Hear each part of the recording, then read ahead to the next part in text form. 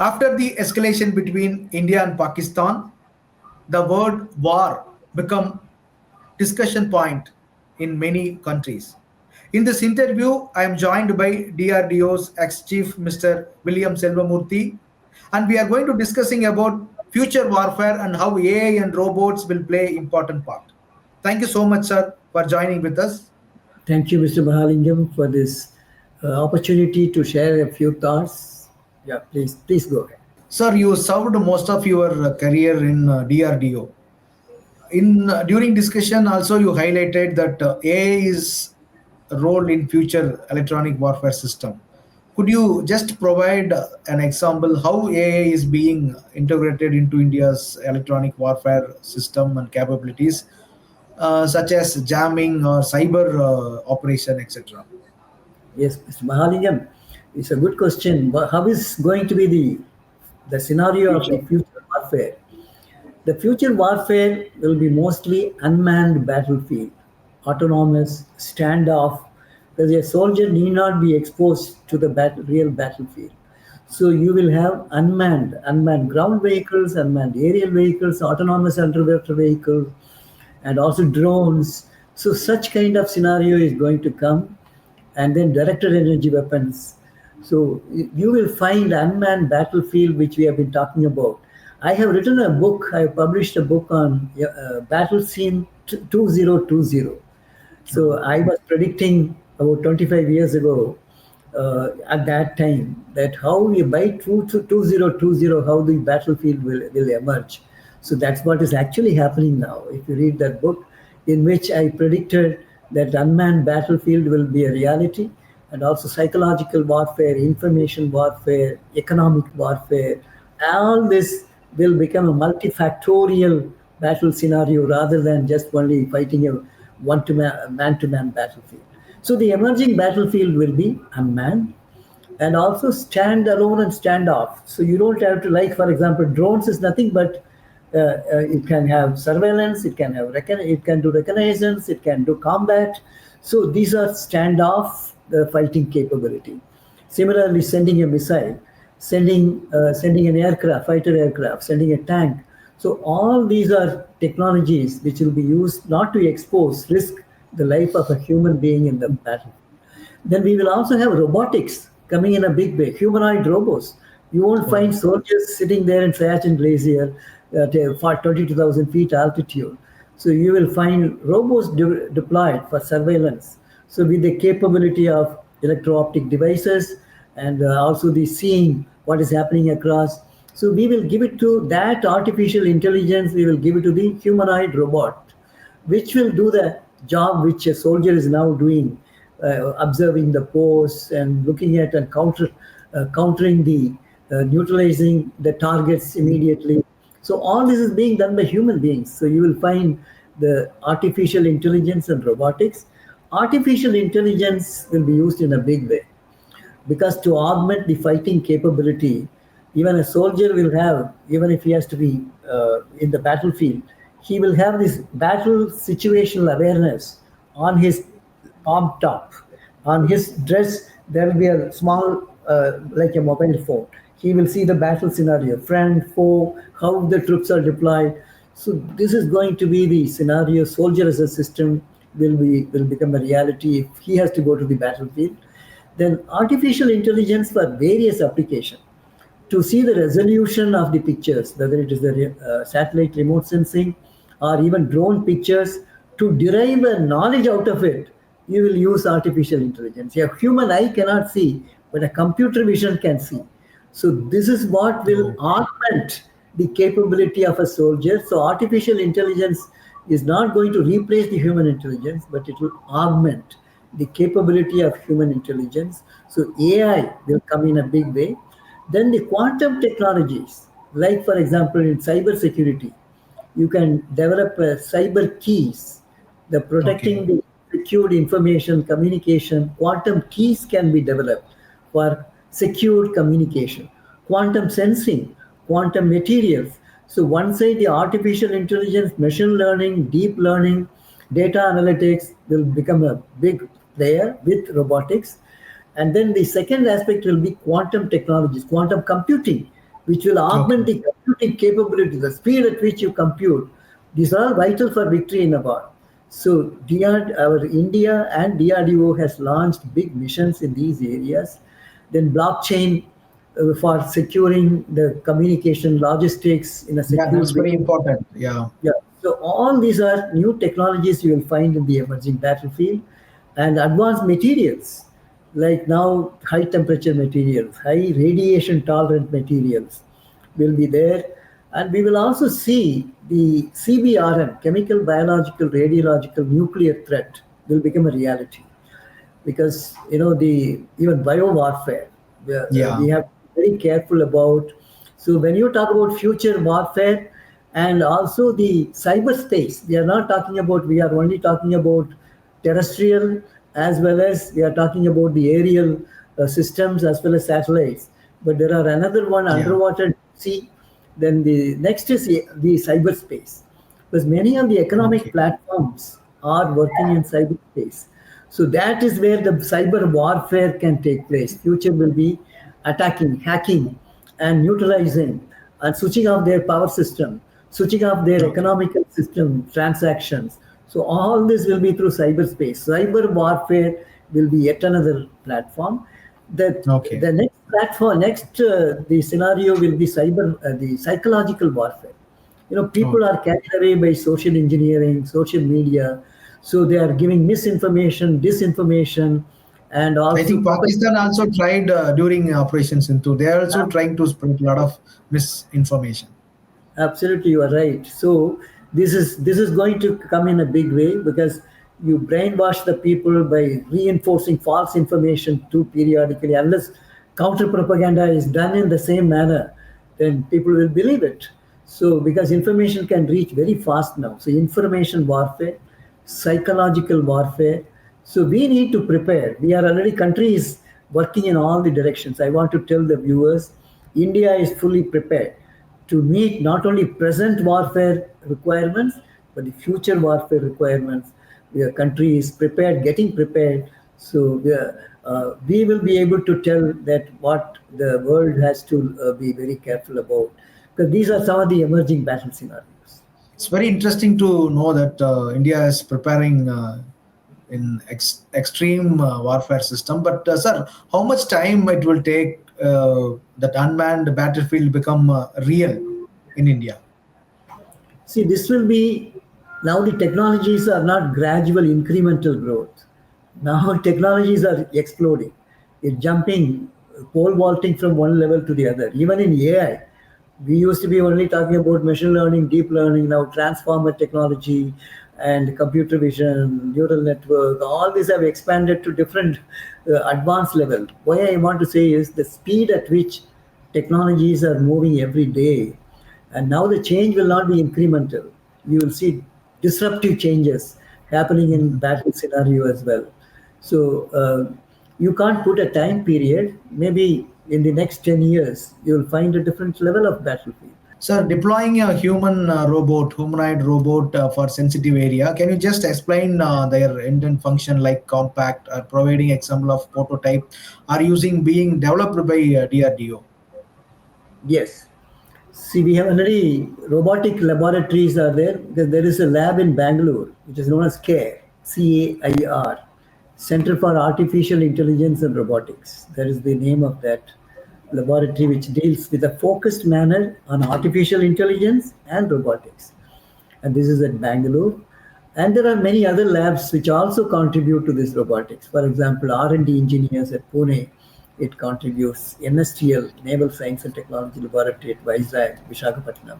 So there are many labs who contribute to this, including DEBEL Bangalore, that is Defense Bioengineering and Electromedical Laboratory. So there are Okay. many labs who contribute to artificial intelligence, robotics. And the humanoid robo, we have already started doing that in R&D engineers. We have developed this capability and care as well. So here it's just not only the human appearance, but it's more the intelligence component which you give, autonomous functioning which you give to the robots.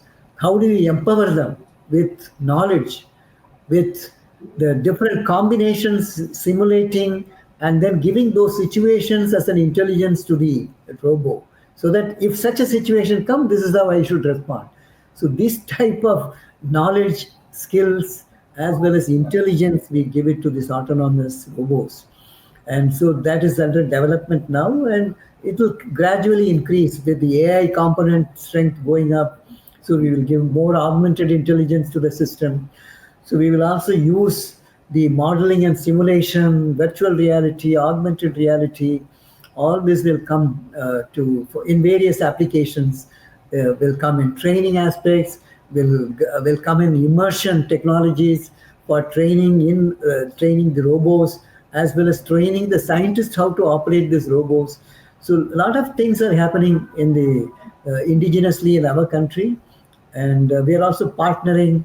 We'll be collaborating with various IITs, NITs, central universities, private universities. See, the requirement for humanoid robots is, say, Siachen.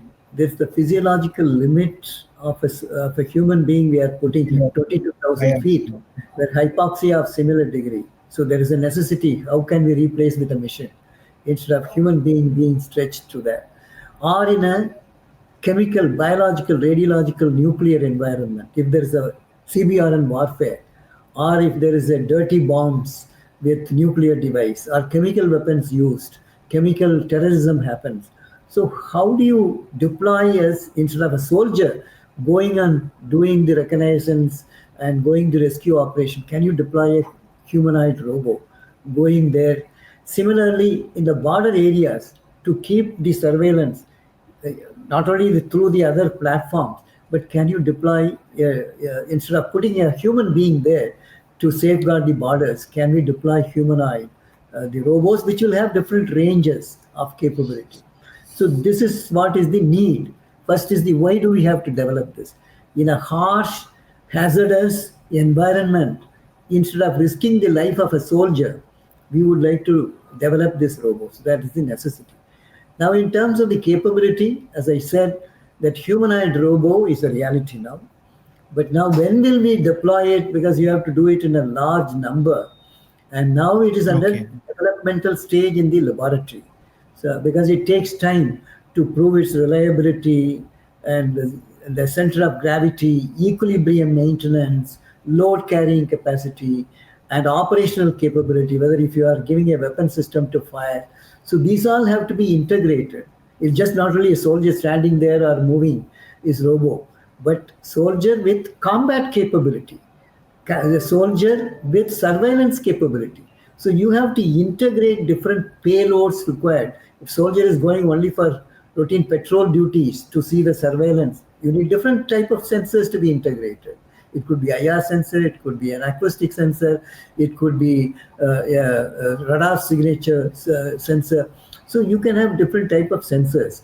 So that is for a different application. So these robots will be deployed for different applications. If it is combat, you need to give the combat capability. It should be able to fire. It should be able to identify a friend and foe and fire only on the foe. So these are all capability now we are adding to the system for different applications. So it is now under developmental stage. It will take time for actual deployment in the battlefield. Okay. Okay. In another hand, Pakistan, with the help of China, they are also improving their warfare technology, according to foreign country media's news report. As seen their response to Operation Sindoor, how does India's technology compare, and what are our strength in countering their advancements? I will only talk about the strength of our technology capability rather than the weakness of the other side. So, in terms of our strength, we have been able to destroy a complete air defense of our adversary. That's a very big thing. Penetrating into their airspace, getting into their territory, going there and completely smashing down the air defense capability of an adversary, which was not just Pakistan's, but it was actually from developed countries. Okay. And so maybe something from China, something maybe from even advanced countries, which have been deployed there, or it could be Turkey for the swarms, or it could be some of the US platform like F-16, and even the radars, some of the radars. Because they get a lot of support from many countries. But then we have been able to reign the supremacy with all this advanced, technologically advanced, like China, for Okay. example, their aircrafts, their radars, their air defense system is very strong, which was deployed there. So we were able to have a supremacy demonstrated in the actual battlefield. So that is our strength, which I will say that Indian technologies have proven its mettle, reliability, accuracy, and in this battlefield, that is very, very gratifying. And I want to give this message to all our citizens of India that the DRDO is committed, and defense sector, everyone, Army, Navy, Air Force, as well as the defense manufacturing sectors, we are all committed to give this, to the protect the sovereignty of our country, and we will strive, we will give every life of our for the national security. Sir, by and large, Pakistan used drones, particularly Turkey-made drones at large scale. Would like to know whether DRDO is working any counter system, any design working against that kind of drones, particularly. See, drones first is defense. If enemy country is sending drones for any application, whether it is surveillance, reconnaissance, or combat, first is you have to detect very early. So we have now the drone detection systems, which is demonstrated very in our air defense. We were able to see them, protect, and also kill them. There are two ways of killing. One is soft kill, the other one is kinetic hard kill. So there are two ways of soft kill means you just neutralize the switch off their system, jam their systems, inactivate them. So without physically destroying them. So this is soft Okay. kill, which again we demonstrated. The other one could be hard kill, which we Oh, demonstrated through the gun, L-70 guns firing, because you don't have to destroying fire the. to shoot down yes, a drone. So these technologies have been demonstrated, but then technology doesn't stop there. We keep on, as you rightly said, the DRDO is now looking at where do we strengthen, where do we increase our capability, so which cannot be disclosed openly, but certainly we will work on the lessons learned, because we also learned some lessons in such combat, and where is the gap which we will look at, where do which we have to fill. And then to have this supremacy, we must also have certain niche areas leadership role, where we should have disruption. That is something which other countries don't have, we should have. So we are also looking into those areas of developing disruptive technologies which will disrupt the enemy when there is an operation, where they may not know India has such a kind of system, which cannot be openly mentioned in this such conversation. But certainly we are working in certain domains of those as well in India. Sir, another area of future warfare could be space. Sir, can you just explain about the space warfare in future? Because some report suggesting that China is working on space warfare. Is it true, and what's your take on it? It is certainly a very emerging, important area where India has also given a big focus. Like, for example, we have established first is ISRO, Indian Space Research Organization, where during the last about 4.5 decades, we have been able to develop launch vehicles. That is SLV, ASLV, PSLV, GSLV. These are all different classes of launch vehicles, which is a very important thing for space operations, because you have to carry a payload from ground to space. So where the propulsion, control, guidance, navigation, payload integration, payload separation, computing the trajectories. So all this capability which we have been able to demonstrate and develop it indigenously, including cryogenic engines, solid state motors, liquid propulsion motors. So we have developed these technologies indigenously. ISRO has played a very, very important role. Second thing is satellite capability, because you need satellite even for military operations. You need military satellite like cartostat, which was put for various application of observing the earth from space, so that what enemy across the border is doing, what changes it has come, yes, any new structure has come close to Mm. our embassies. So all this can be detected from space because it has a field of vision is very huge when you look something from space. So that is what is space-based security, space-based surveillance. That means from there you can look at eastern side, western side, and then see what our adversaries are capable of in terms of their strength, deployment, and the operations, what they are doing, movements, troop movements. So this is space-based surveillance. Then after that, you need to have also space-based application for combat. For Okay. example, for communication, we use sometimes when the normal communications get disrupted, you go for SATCOM, satellite Mm. communication for Exactly. military operation, where again you build cybersecurity. So satellite for communication and secure communication as well. Then space for the combat. That is, when the missile goes, it goes to the space and then comes down. Particularly long range missiles like Agni, which has range of more than 5,000 kilometers, and It it goes straight. actually goes to the space and then re-enters the Earth and then goes to the target. Because once you get into space, there is no Okay. inertia. The velocity can be augmented. So we use the space for combat for long range missiles. And also, you can detect early the not only radars but also from the Okay. images. When a missile is taking off from an adversary country, you will be able to also have one message from radar, one message from the satellite based surveillance. Then the next thing is assets. Once you have so many military satellites floating around, that Mhm. how do you use it? How do you secure our assets? So you Okay. have anti-satellite missile, ASAT, Shakti, which was demonstrated again by DRDO anti-satellite missile. This is to destroy our adversary, the satellite. If they are making a surveillance on us or they are using combat, you can go and destroy that satellite. So we Oh. have developed that capability also from DRDO, the anti-satellite missile capability. Then one satellite to the other satellite, you can have a directed energy weapons. It could be a Okay. high power laser or a high power microwaves. So instead Mhm. of having a kinetic kill, you can just send a wave, a high power laser, light source, or high power microwave. It will go and neutralize all the payload which is there in that satellite. So thereby silencing it or even burning it out. So all this is possible. This is the weaponization of space. One is military application or space-based security. The other one is weaponization. India has always stood against the weaponization of space. And but then, if the enemy countries are doing this, then we may have to change the doctrines as well.